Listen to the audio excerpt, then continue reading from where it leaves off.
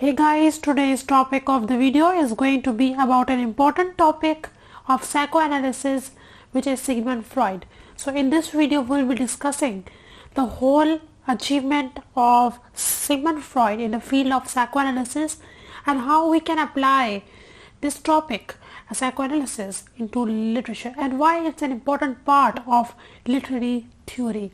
So starting right from the introduction, but before starting I will suggest you to subscribe to this channel if you are liking my content, and I will also be mentioning the reading list or recommended reading for this video in the description below.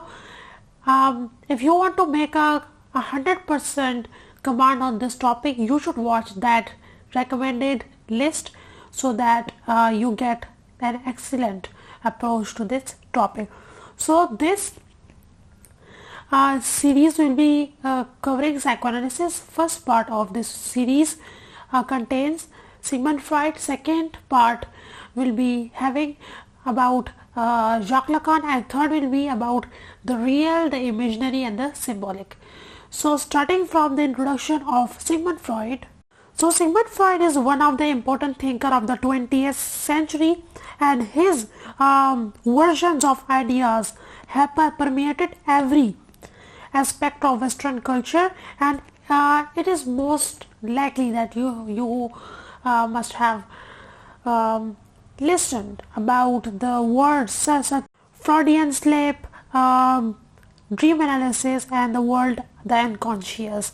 So these three words are much more related to Sigmund Freud. So moving to the next slide. So Freud was a doctor as well as a philosopher. Being a doctor, he was interested in the medical illnesses of his patients and finding their cures, and his focus was on mind and body. But being a philosopher, he was much more interested in the mind and civilization, that how a human mind and his psychology impact creating a civilization, how culture and civilization are formed.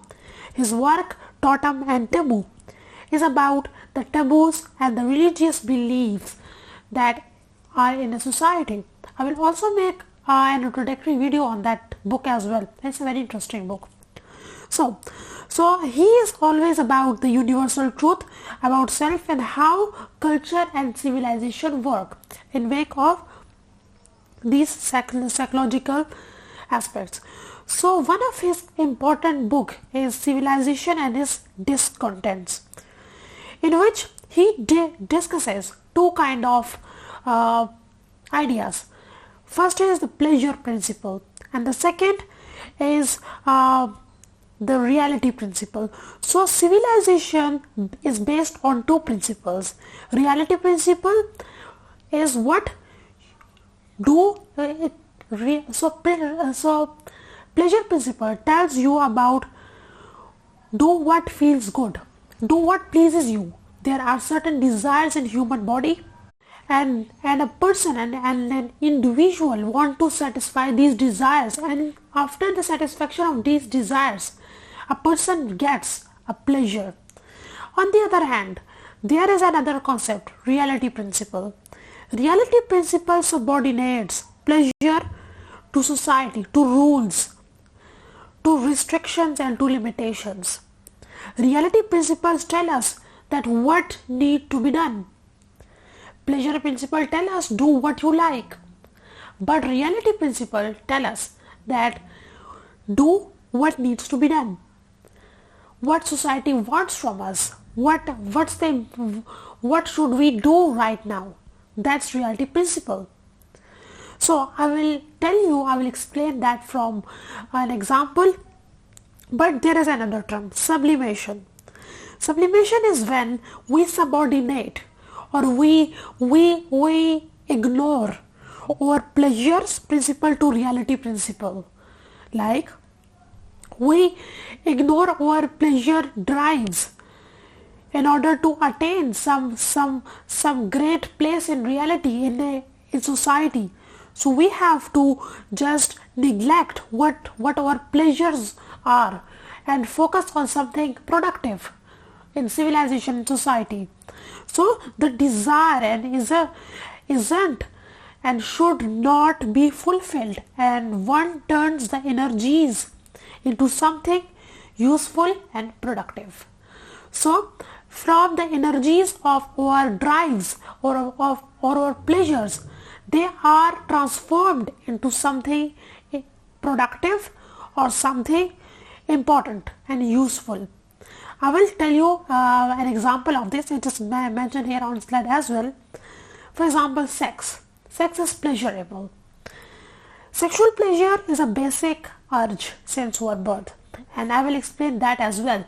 How is sexual pleasure is an important feature of an individual since its birth. Humans can't have sex all the time. Alright, there is no place of doing sex all the time. Society can't afford it. So what you do? If doing sex all the time, we won't be work, we won't play, we won't indulge ourselves in writing some research paper. If we do sex all the time, we can't create a good piece of poetry, we can't write a book, we can't make a beautiful building, we can't make a painting.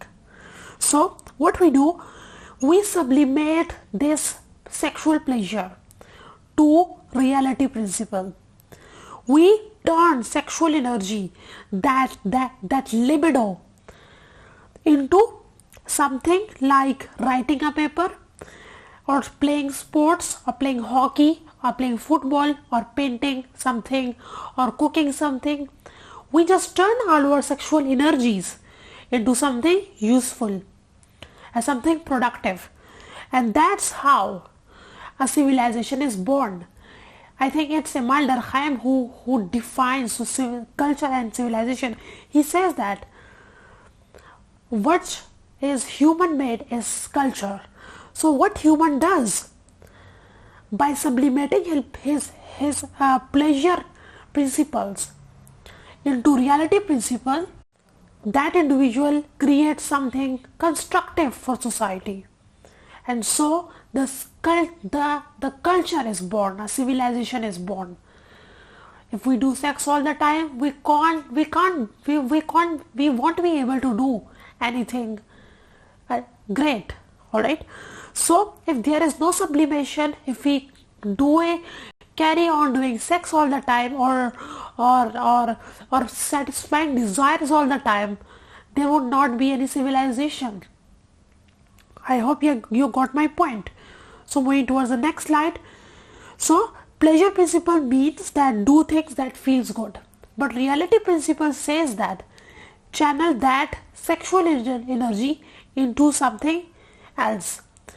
But desire for pleasure is not vanished here. You still, after transforming your energies into something useful, your desires for pleasure isn't yet fully transformed into creating a painting or doing something else. But that desires which are not expressed or fulfilled becomes unfulfilled desires. And Sigmund Freud says that they are repressed desires, they are unfulfilled desires, and they gather into a particular place in our mind called the unconscious. So Sigmund Freud is interested in doing operation of this, or in doing something, the study of the unconscious mind. So Sigmund Freud is interested in the unfulfilled desires that are living in our unconscious. So that's the explanation of this slide. So moving towards the unconscious mind. The unconscious mind is what you can't know about it with direct thinking, but there are indirect ways. You can't there are three parts of our mind. One is conscious, that that contain what we are thinking right now. It contains what we do. But there is another mind, the subconscious mind. Alright, the subconscious mind get activated when we are sleeping. Alright, and one is the unconscious mind. The unconscious mind contain all the things that we are listening but we don't remember. Alright, the unconscious mind contain all the unfulfilled desires.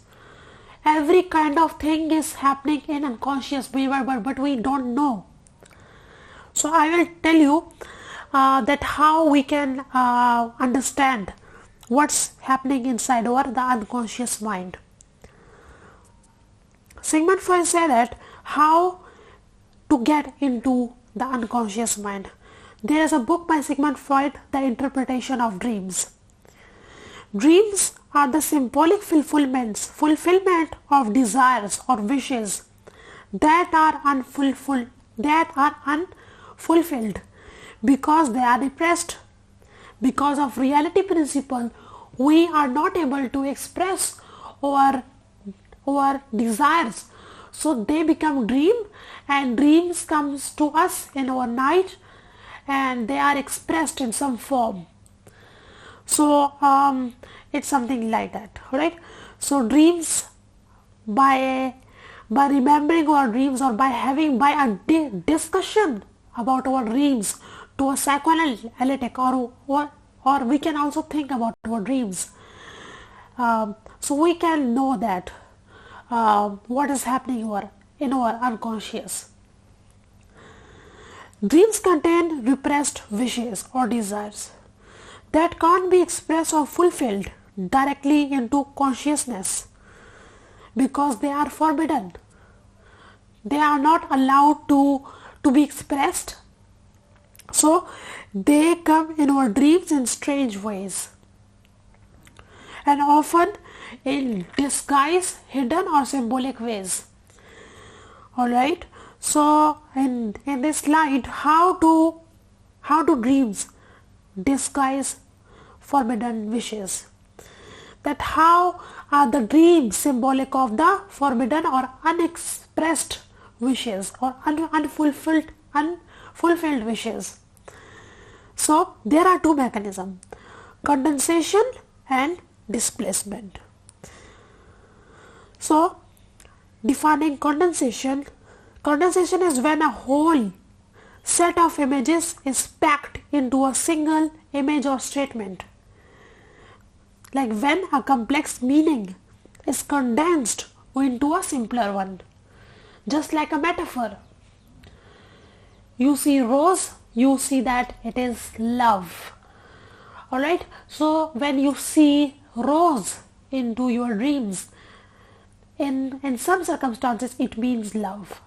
So condensation means the complex idea of love is condensed, is compressed into the symbol of flower, into a symbol of flower, and flower act as a metaphor. Alright, and there is a second type of expressing unfulfilled desire into dreams, and that is displacement. Displacement is where an image or symbol gets pushed onto something associated with it, or it displaces the original image. For example, queen or royalty. When you see queen in your dream, you will see that the dream is some kind of associated with power, royalty, or a kind of authority thing. And when you see royalty, you see a page mentioning some kind of royal names, prince, princess. You will see that it belongs to something queen or something authoritative. Alright, so when you see ships, that battleships in your dreams, you will see the political condition or military condition of your country or the world or whatever. So that's called displacement. A figure, an idea or image is displaced with something near image or idea, and it is also called metonymy in linguistics or in grammar. So condensation is also called metaphorical dreams, so which are similar to dissociers, syntagmatic relation. I have also made a video on Ferdinand de Saussure. I will mention the link in the recommended reading so that you can get this point. I have explained that point there very well. And displacement and metonymy dreams are similar to dissociers, associative relationships. So yes, there is another way of getting into dreams as well. In the book by Sigmund Freud, The Psychopathology of Everyday Life, he mentions some ways of knowing the unconscious mind. One is parapraxes. It includes slip of tongue, mistakes, errors in speech, or errors in or mistakes in reading or writing. So parapraxis contains slip of tongue. We sometimes mistake a word for something else, like we commit a joke sometimes. So that also mention what is in our unconscious mind. We commit mistakes, little mistakes. We commit errors in speaking, reading and writing, and that contains what is in our unconscious mind. So they are not incidences or coincidences. These errors or these slip of tongues are not our coincidences or like incidences. They are in our unconscious mind. They are coming with something important. They reveal what desires of us are unfulfilled. So I hope that you get this point. In this slide, the second point is the book of Sigmund Freud, jokes and their relation to the unconscious. There is another way into the unconscious mind as well, and that are jokes, and that includes the repressed desires. We sometimes can't say a thing to someone because of the respect we have about that person, or we can't openly say this thing about that person, but we sometimes do a kind of joke. We laugh at it, and what we want to say about that person, it is also conveyed. So in this slide there is a short kind of summary kind of is given in which I explained earlier in the last slide. It contains the ways into the unconscious. First is dream, second is parapraxis, and third is joke. And why do we psychoanalyze a text? Because the language, the kind of puns, slip of tongues or displacement, like metaphors and metonymy is used in a language. These things are, when they are mentioned in a novel, in a play, or in a poem, we get to know about the repressed desires of the character or sometimes the writer as well. So that's why psychoanalysis is important to literature.